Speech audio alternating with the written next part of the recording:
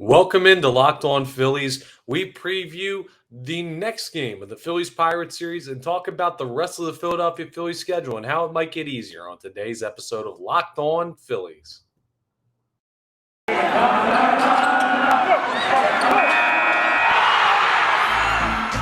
are Locked On Phillies, your daily Philadelphia Phillies podcast. Part of the Locked On Podcast Network, your team every day.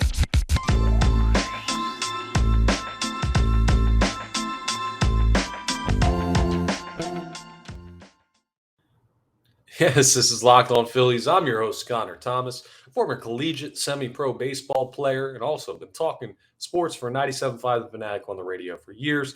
Happy to be here as your host of Locked On Phillies.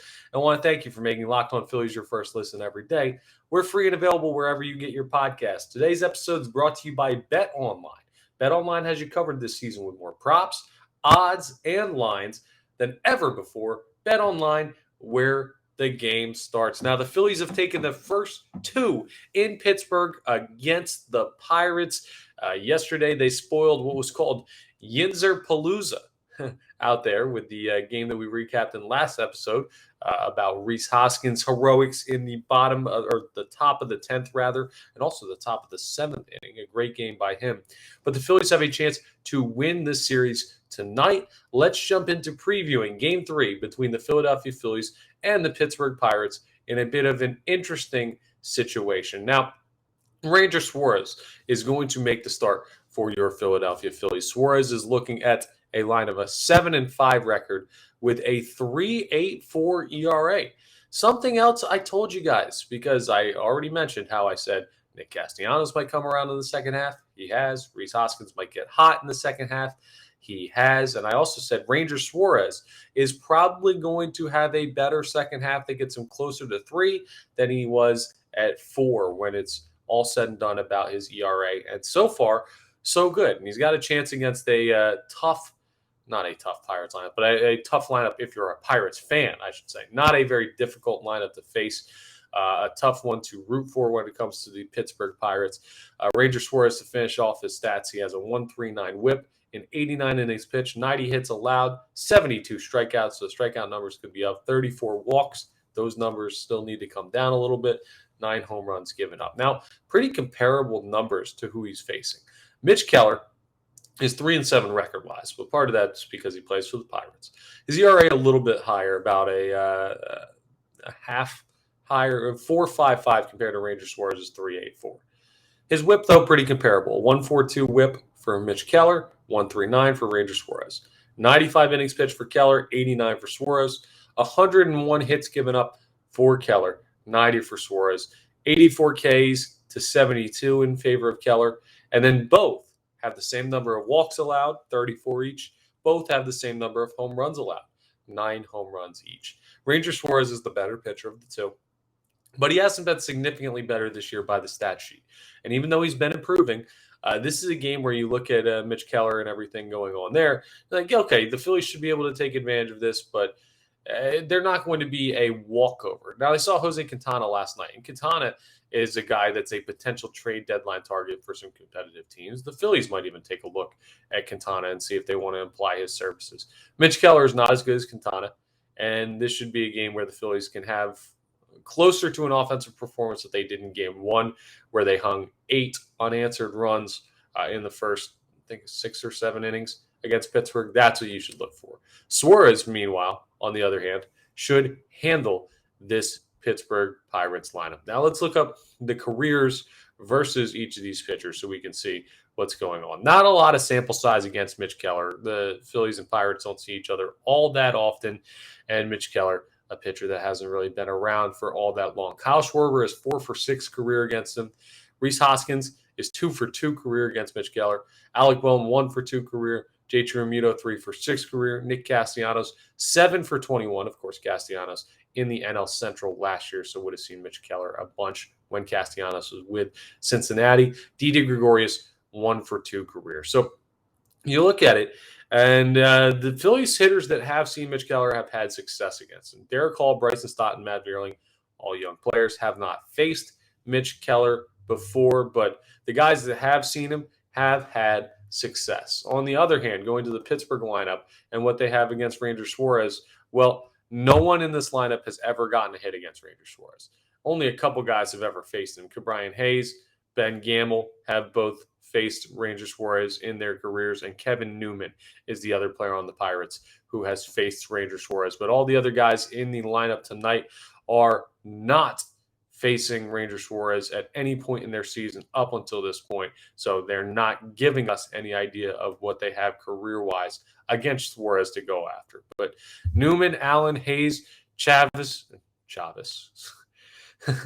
Michael Chavis, Ben Gamble, Castillo, Madry, Mitchell, Delay is how the Pittsburgh Pirates line up as I hit my microphone. Sorry about that. Schwarber, Hoskins, Bohm, Romuto, Castellanos, Derek Hall, Stott, Gregorius, Vierling is how the Phillies line up. Alec Bohm moves up to the 3-hole, which is interesting there. JT Romuto batting cleanup. Nick Castellanos still 5. Derek Hall a little bit lower at 6 to try and jumpstart his bat a little bit more. And you're seeing a righty, so look for guys like Derek Hall, Bryson Stott, Didi Gregorius in the 6, 7, and 8 holes respectively to make a lot of noise down there. And of course, Kyle Schwarber batting leadoff will do that as well against righties. We haven't done the batting leaders recently. Brian Reynolds leads in general for the Pittsburgh Pirates in every major category. That's why he's a big-time name around the trade deadline and why I don't think that the Pirates will end up moving him, because I think they do like him too much to part with him. But as far as the Phillies, who's leading, Kyle Schwarber's leading the team in home runs with 32. Kyle Schwarber's leading the team in RBIs with 65. But Alec Bohm is the leader in the clubhouse with a 296 average. He's been outstanding. 2 for 5 in each of the first 2 games in this series. We'll see if he can continue to stay hot against Mitch Keller tonight. And the matchup prediction, well, 65.9% chance for the Phillies to take this one, according to ESPN Analytics. The Pirates, a 34.1% chance to win. Frankly, I don't want to say that this is a lock win because I don't want to jinx them. And you saw last night, the Pirates have a little bit of fight in them. This is a team that's given some really good teams trouble. And I do not think the Phillies are going to have a 4-game sweep of the Pirates. I don't. It's hard to beat a Major League Baseball team 4 times in a row. Maybe you can, and we'll look at it. But I do think this is another win tonight. I think this is the chance for the Phillies to win the series. And then in Game 4, well, we'll see how everything plays out there. You'll have an opportunity to go ahead and see who will throw for Nola. Yeah, Nola will get Game 4. And a little bit of an update with Kyle Gibson, who is supposed to throw one of the 2 games in Atlanta coming up to start next week. Kyle Gibson went on the bereavement list today. Unfortunately, his grandmother passed away, so he's chosen to go be with family, spend some time away from the team.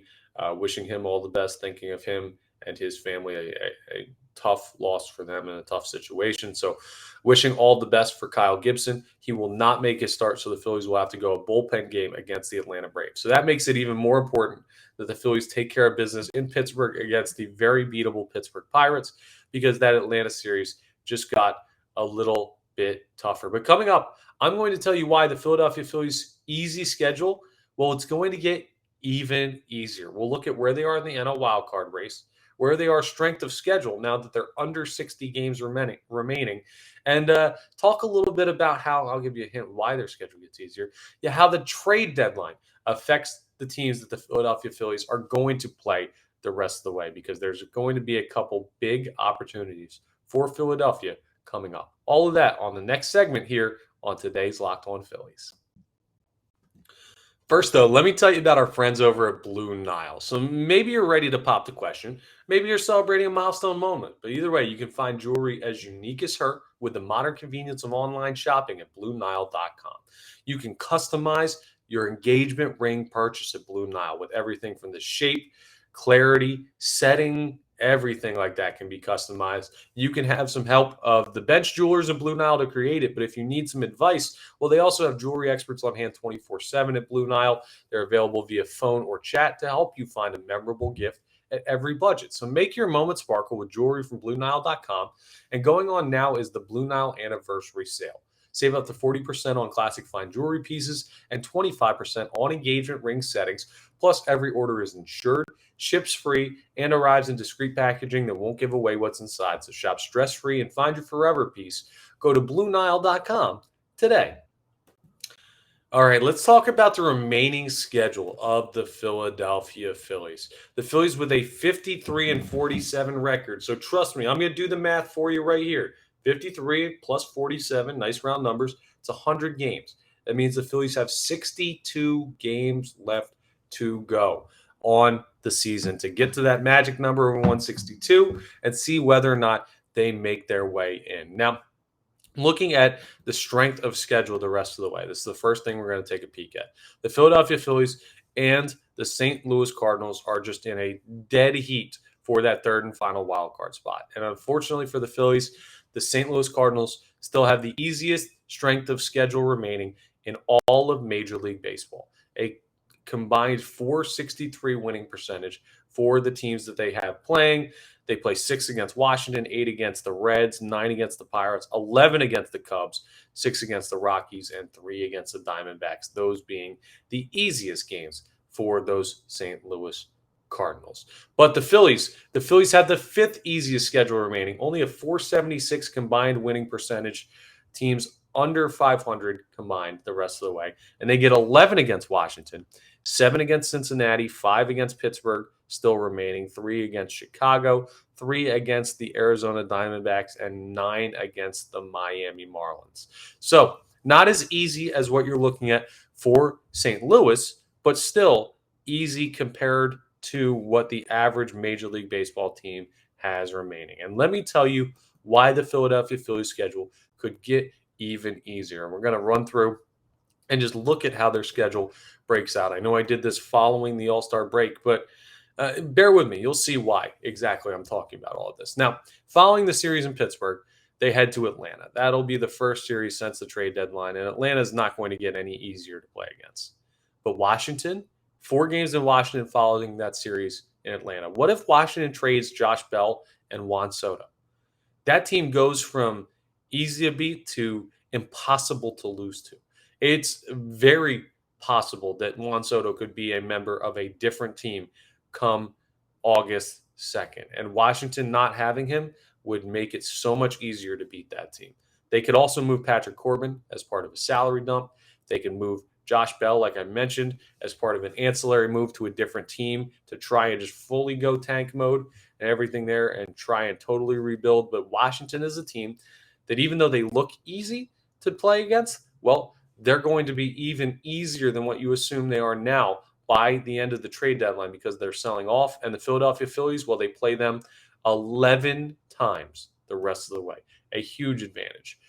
Next, series with Miami. Now, Miami's going to be tough to play against because they're still a talented team and they're not really in seller's mode because they're still hanging on a little bit to hope that they can make a late season run. 9 games against Miami is going to be a tough task for the Philadelphia Phillies, and those series could ultimately make or break the playoff run.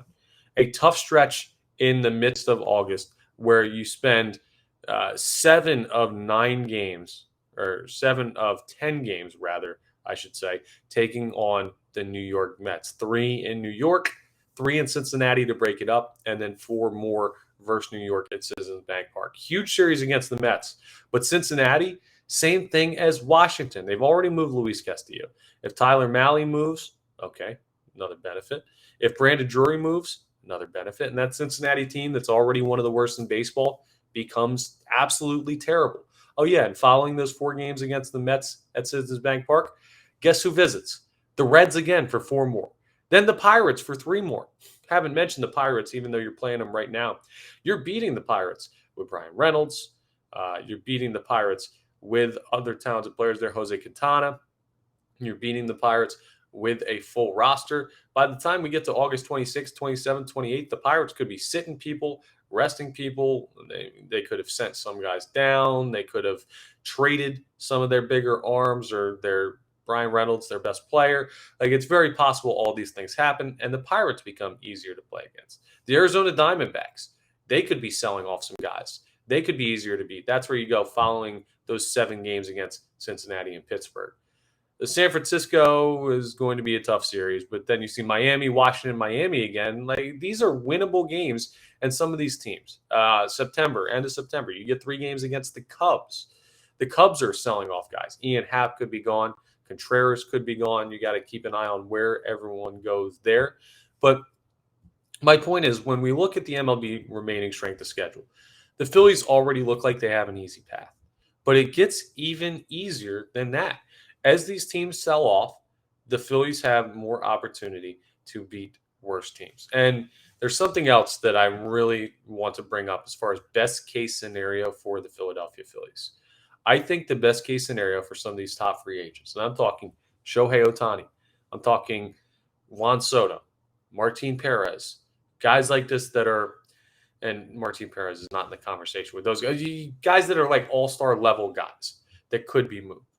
I think it benefits the Phillies if those guys go to teams like the Dodgers or the Yankees, teams like that. What would hurt the Phillies is if Soto goes to the Cardinals and I don't know, Ohtani goes to the Giants, and you end up in a situation where the teams that the Phillies are going to be fighting with for that final wild card spot, they get significantly better. If the teams that are already significantly better than the Phillies get better, you're still in the same spot.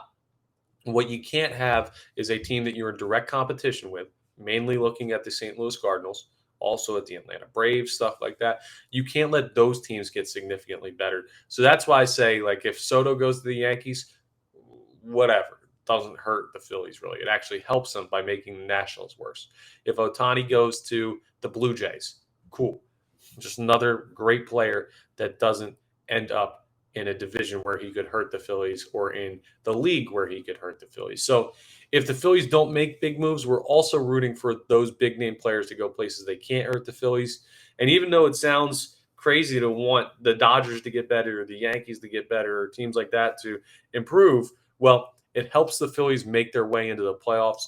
And that is obviously the ultimate goal. So that's something that I'm rooting for and something that I'm keeping an eye on as we get even closer to the trade deadline on August 2nd. Go back and check out the latest episode, or 2 episodes ago, rather, which was a trade deadline preview if you want to know my further thoughts on players potentially available for the Philadelphia Phillies. Finally, coming up, our next segment as we wrap up is going to be Off the Poll. And I've got a poll question surrounding the trade deadline, a quick check-in before we get there, your last thoughts before the trade deadline to know, well, what a successful trade deadline will entail. That coming up next on Locked On Phillies. All right, I got to tell you about BetOnline. BetOnline.net is the fastest and easiest way to check in on all your betting needs. You can find all your favorite sports and events at the #1 online source for odds, lines, and games. Find reviews and news of every league, including Major League Baseball, National Football League, the National Basketball Association, National Hockey League, combat sports, esports, and even golf. BetOnline continues to be the top online resource for all of your sports wagering information. From live in-game betting, scores, and podcasts, they've got you covered for all of that stuff. So head to BetOnline today or use your mobile device to learn more about the action happening today. BetOnline, it's where the game starts. All right, it's time for Off the Poll. If you're not familiar with Off the Poll is the segment, it's basically a play on words, hitting a home run off the poll. Well, it's a Twitter poll where we can get your interaction. So if you don't follow the Locked On Phillies Twitter account, it's at @LO_Phillies. If you don't follow my Twitter account, at Connor Thomas 975, you can follow that. If you're watching on YouTube, you see my handle right there. Go ahead and shoot me a follow. I put out some great content there, and we'll also put out our Off the Poll Twitter poll there so you can chime in on everything going on. So I want to know, ahead of the trade deadline, what would constitute, or what is the Phillies' biggest need as they head into the trade deadline? Bullpen, back-end starter, center fielder, infielder. And I'll add all that together, even though the Phillies have already made a move for Edmundo Sosa from the St. Louis Cardinals. We talked about that in the trade deadline and the previous episode. Everything's already been broken down with him and what he brings as a plus infield glove, and it's probably a setup for another move, so we'll see. that's why it's still an option, because they could go and get a higher caliber infielder there, and Sosa could have been a setup to be an ancillary piece or just a guy that fills a hole if Didi Gregorius and Jairo Munoz or Johan Camargo are moved on from. But the options again: bullpen, back end starter, center fielder, infielder. What is your biggest need heading into the MLB trade deadline coming up on August 2nd for the Philadelphia Phillies? I'm very interested, and we'll see who ends up getting it right with what they make the move and who agrees with Dave Dombrowski more. And I'll tell you my thoughts in our next episode when I put that out, because that's the second part of Off the Poll. I'll respond and give you my thoughts and kind of try and diagnose why the general public picked who they picked on the poll, or what option they picked. So that'll be on the next episode, but that's our Off the Poll question for this week. And that's all I've got for today's episode. So thank you for making Locked On Phillies your first listen every day. Now make your second listen Locked On MLB. Paul Francis Sullivan, make sure you call him Sully. He does a great job covering Major League Baseball, covering the big storylines, adding in his own sense of humor, and he's been following the game for a long time, so his sense of knowing the history of the game. It's great information. It's a great podcast. It's available wherever you get your podcasts, so check out Locked On MLB with my good friend, Paul Francis Sullivan. Sully. That's, again, all for today, and we will catch up with you with a recap of Phillies-Pirates Game 3, a recap of Off the Poll, and our final episode for the month of July coming up tomorrow on our next Locked On Phillies.